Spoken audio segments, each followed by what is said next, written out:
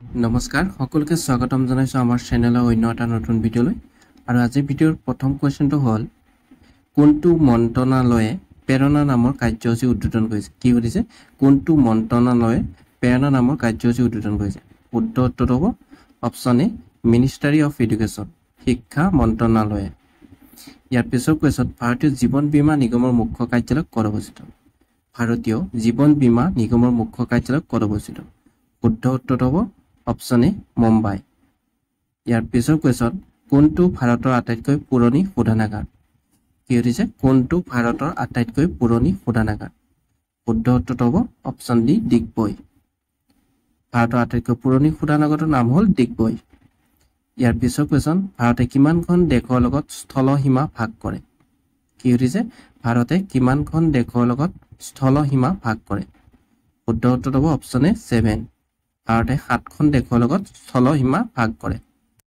ইয়াৰ পিছৰ কোৱেশ্চনটো কৰিছে সামৰিক মিত্ৰতা নাটোৰ নতুন সদস্য দেশখনৰ নাম কি সামৰিক মিত্ৰতা নাটোৰ নতুন সদস্য দেশখনৰ নাম কৰিছে শুদ্ধ উত্তৰ হ'ব অপচন ডি ছুইডেন ইয়াৰ পিছৰ কোৱেশ্চন সত্যৰ্থ প্ৰকাশ নামৰ গ্ৰন্থখনৰ লেখক কোন সত্যৰ্থ প্ৰকাশ নামৰ গ্ৰন্থখনৰ লেখকজনৰ নাম কৰিছে শুদ্ধ উত্তৰ হ'ব অপচন এ দয়ানন্দ সৰস্বতী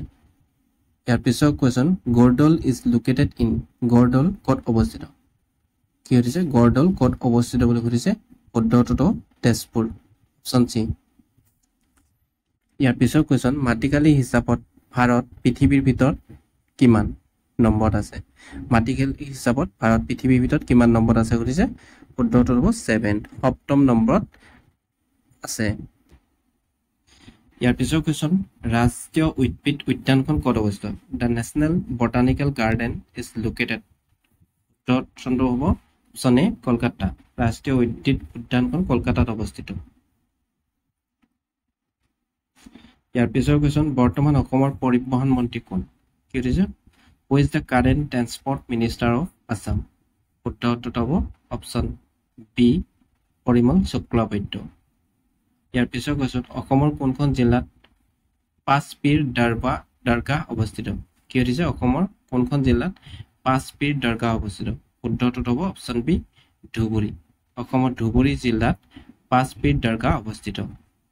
পিছৰ কোৱেশ্চন নিম্নলিখিত কোন ঠাইত জজিলা গিৰিপথ পাছ অৱস্থিত কি হৈছে নিম্নলিখিত কোন ঠাইত জজিলা গিৰিপথ পাছ অৱস্থিত শুদ্ধ উত্তৰ হ'ব অপচন ডি লাডাখ জজিলা গিৰিপথ ক'ত আছে লাডাখত ইয়াৰ পিছৰ কোৱেশ্চন এছিয়াৰ বৃহত্তম শুকান মাছৰ বজাৰ নিম্নলিখিত কোনখন ঠাইত অৱস্থিত এছিয়াৰ বৃহত্তম শুকান মাছৰ বজাৰ নিম্নলিখিত কোনখন ঠাইত অৱস্থিত শুদ্ধ উত্তৰ হ'ব অপচন বি জাগিৰোড ইয়াৰ পিছৰ কোৱেশ্চন ভাৰতৰ কোনখন ৰাজ্যত অনুসূচিত জনজাতিৰ জনসংখ্যাৰ শতকৰা হাৰ সৰ্বাধিক কি হৈছে ভাৰতৰ কোনখন ৰাজ্যত অনুসূচিত জনজাতিৰ জনসংখ্যা শতকৰা হাৰ সৰ্বাধিক শুদ্ধ উত্তৰ হ'ব অপচন চি মিজোৰাম ভাৰতৰ মিজোৰামত অনুসূচিত জনজাতিৰ জনসংখ্যা শতকৰা হাৰ অধিক ইয়াৰ পিছৰ কোৱেশ্চন ভাৰতৰ প্ৰথম গৃহমন্ত্ৰী কোন আছিল who was the first home minister of India শুদ্ধ উত্তৰ হ'ব অপচন এ চৰ্দাৰ বল্লভভাই পেটেল ইয়াৰ পিছৰ কোৱেশ্চন ৰিচা কোনখন ৰাজ্যৰ জনজাতীয় পোচাক যিখনক শেহতীয়াকৈ জিআই টেগ দিয়া হৈছিল শুদ্ধ উত্তৰ হ'ব অপচন চি ত্ৰিপুৰা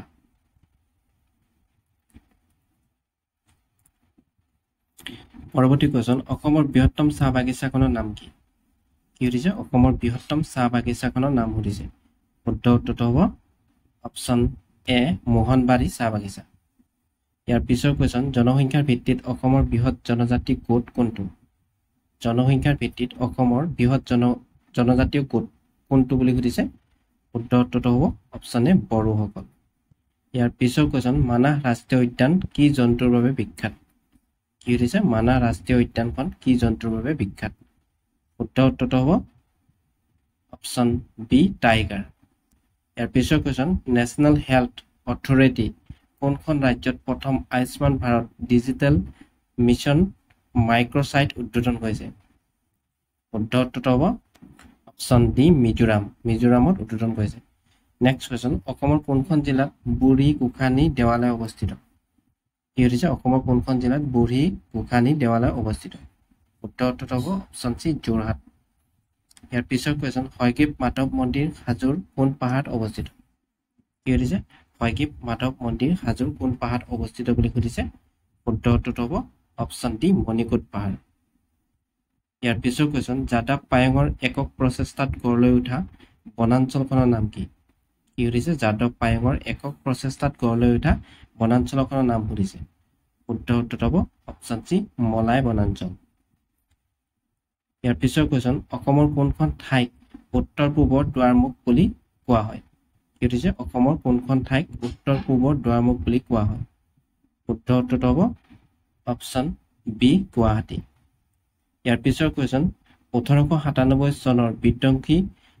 ভূমিকম্পৰ পিছত অসমত কোনটো হ্ৰদৰ সৃষ্টি হৈছিল কি সুধিছে 1897 চনৰ বিধ্বংসী ভূমিকম্পৰ পিছত অসমৰ কোনটো হ্ৰদৰ সৃষ্টি হৈছিল শুদ্ধ উত্তৰটো হ'ব অপশ্যন ডি চানডুবি হ্ৰদ 1897 চনৰ বিধ্বংসী ভূমিকম্পৰ ফলত অসমত চানডুবি হ্ৰদ সৃষ্টি হৈছিল ইয়াৰ পিছৰ কোৱেশ্যন অসমৰ কোনখন ঠাই বাৰে চহৰীয়া ভাওনাৰ বাবে বিখ্যাত কি সুধিছে অসমৰ কোনখন ঠাইত বাৰে চহৰীয়া ভাওনাৰ বাবে বিখ্যাত শুদ্ধ উত্তৰটো হ'ব অপশ্যন এ জামুগুৰিয়াত ইয়াৰ পিছৰ কোৱেশ্যন তলত উল্লেখ কৰা কোন মন্দিৰক অসমৰ খাজুৰাহো বুলি জনা যায় শুদ্ধ উত্তৰটো হ'ব অপশ্যন ডি মদন কামদেৱৰ মন্দিৰ মদন কামদেৱৰ মন্দিৰক অসমৰ খাজুৰাহো বুলিও জনা যায়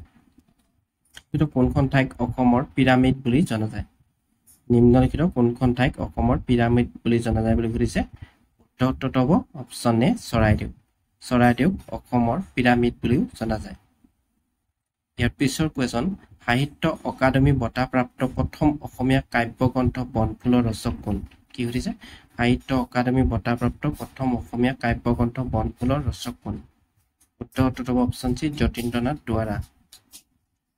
ইয়াৰ পিছৰ কুৱেশ্যনটো সুধিছে কোনজন আহোম ৰজাই শিৱসাগৰৰ পৰা যোৰহাটলৈ ৰাজধানী স্থানান্তৰ কৰিছিল কি সুধিছে কোনজন আহোম ৰজাই শিৱসাগৰৰ পৰা যোৰহাটলৈ ৰাজধানী স্থানান্তৰ কৰিছিল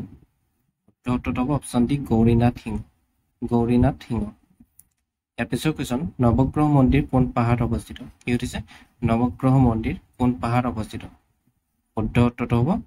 অপশ্যন এ চিত্ৰাচল পাহাৰ নৱগ্ৰহ মন্দিৰ চিত্ৰাচল পাহাৰত অৱস্থিত পৰৱৰ্তী কুৱেশ্যন অসমৰ কোন সংৰক্ষিত অঞ্চল সোণালী বান্দৰৰ বাবে বিখ্যাত কি সুধিছে অসমৰ কোনখন সংৰক্ষিত অঞ্চল সোণালী বান্দৰৰ বাবে বিখ্যাত বুলি সুধিছে শুদ্ধ উত্তৰটো হ'ব অপশ্যন চি চক্ৰশিলা বন্যপ্ৰাণী অভয়াৰণ্য ইয়াৰ পিছৰ কুৱেশ্যন অসমৰ কোন ঠাইক অসমৰ নৱবৈষ্ণৱ সংস্কৃতিৰ প্ৰাণকেন্দ্ৰ বুলি কোৱা হয় কি সুধিছে অসমৰ কোন ঠাইক অসমৰ নৱবৈষ্ণৱ সংস্কৃতিৰ প্ৰাণকেন্দ্ৰ বুলি কোৱা হয় শুদ্ধ উত্তৰটো হ'ব অপশ্যন চি মাজুলী ইয়াৰ পিছৰ কুৱেশ্যন অসম কেতিয়া ইংৰাজৰ অধীন হয় অসম কেতিয়া ইংৰাজৰ অধীন হয় শুদ্ধ উত্তৰটো হ'ব অপশ্যন চি 1826 চন 1826 চনত অসম ইংৰাজৰ অধীন হয় পৰৱৰ্তী কুৱেশ্যন অসম চিকিৎসা মহাবিদ্যালয়খন প্ৰথমে কি নামেৰে জনাজাত আছিল কি সুধিছে অসম চিকিৎসা মহাবিদ্যালয়খন প্ৰথমে কি নামেৰে জনাজাত আছিল